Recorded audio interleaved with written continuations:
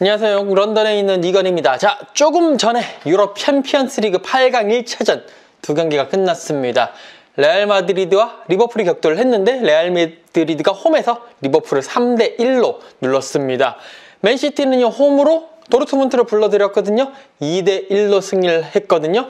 레알 마드리드 그리고 맨시티가 4강에 유리한 고지를 점했다 라고 말씀을 드릴 수가 있겠습니다. 이 두 경기 하나씩 살펴보도록 하겠습니다. 자, 리버풀의 이 불안한 수비가 결국에 레알에게 무너졌다라고 이 레알 마드리드와 리버풀 경기를 정의를 할 수 있을 것 같습니다. 전반 27분이었는데 일단 기본적으로 토니 크로스의 이 택배 패스가 상당히 좋았어요. 3선으로 내려와서 거기서 한 번에 택배 패스를 찔러줬는데 이때 이제 비니시우스와 토니 크로스가 눈이 탁 마주쳤거든요. 비니시우스가 이 트렌트 알렉산더 아놀드와 그리고 나다니엘 필립스 사이의 공간을 빈거를 그러니까 약간 벌어진 걸 보고 바로 침투를 해 들어갔고요.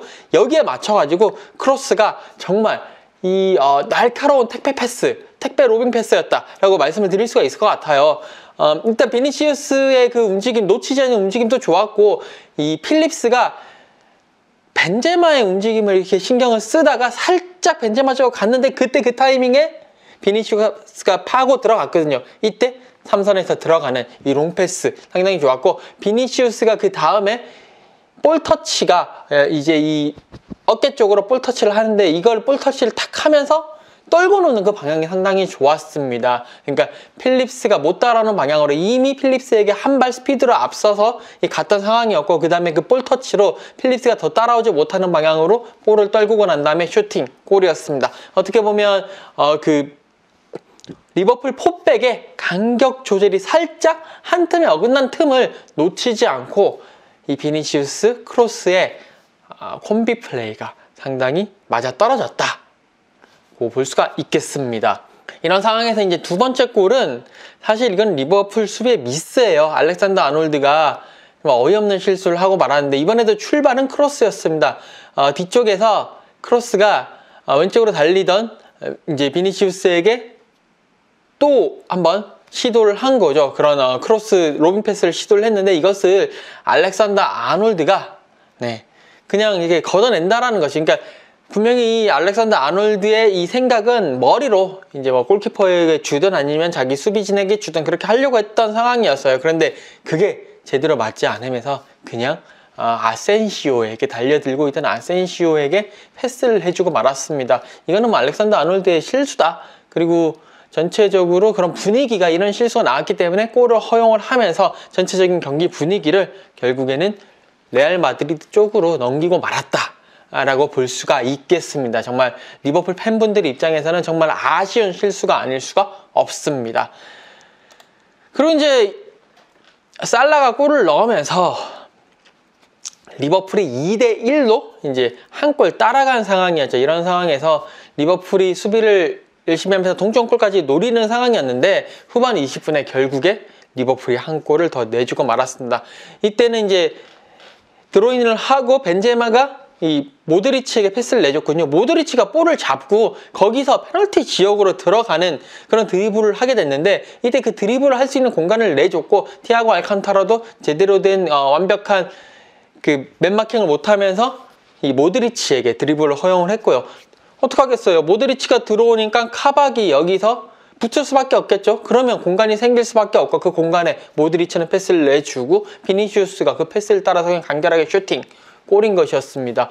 이 공간을 내줬다는 사실도 조금 아쉬웠는데 그뿐만이 아니라 비니시우스가 있었을 때 여기서도 이제 수비수들이 알렉산더 아놀드라든지 그리고 또 필립스가 조금 더 비니시우스를 좀 견제를 해주는 움직임이 있어야 되는데 그것이 좀 압박이 좀 약했다. 물론 이제 또 좀 더 앞쪽으로 간다고 하면 또 비니시우스가 그거를 역이용해서 제끼고 넣을 수도 있기 때문에 그런 부담도 있었지만 그래도 어느 정도 두 선수가 있었음에도 불구하고 비니시우스의 간결한 슈팅을 막지 못한 것은 이 리버풀 수비진의 좀 실수가 아니었나 라고 말씀을 드릴 수가 있을 것 같습니다. 자, 이렇게 레알 마드리드는 리버풀의 불안한 수비진, 사실 리버풀 수비진이 이 나다니엘 필립스와 카박으로는 좀 아쉽거든요. 근데 뭐 어떡하겠어요. 지금 계속 말씀을 드리지만 반다이크도 없고요, 고메스도 없고 마팁도 없고 다 부상으로 빠져있는 상황에서 이 정도로 꾸리는 것도 어쩔 수 없는 고육지책이라는 거. 하지만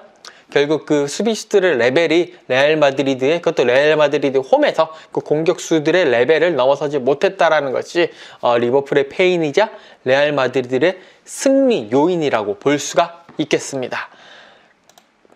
자, 그리고 이제 맨체스터 시티와 도르트문트의 경기로 넘어가도록 하겠습니다. 맨시티가 2대1로 승리를 했는데, 일단 전반 19분에 맨시티가 잘하는 거 있죠. 압박을 해가지고 볼을 끊어내고 날카로운 역습으로 선제골을 만드는 그런 장면이 전반 19분에 나왔습니다.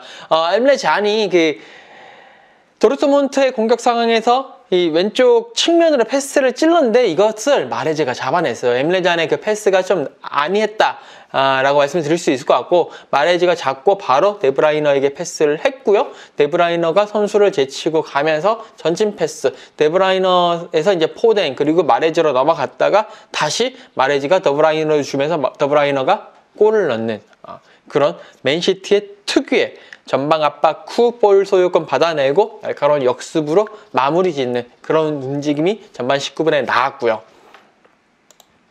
그 다음에 이제 조금 그 아쉬운 상황, 그러니까 승부의 분수령이 될 만한 상황이 하나 있었는데, 전반 36분이었어요.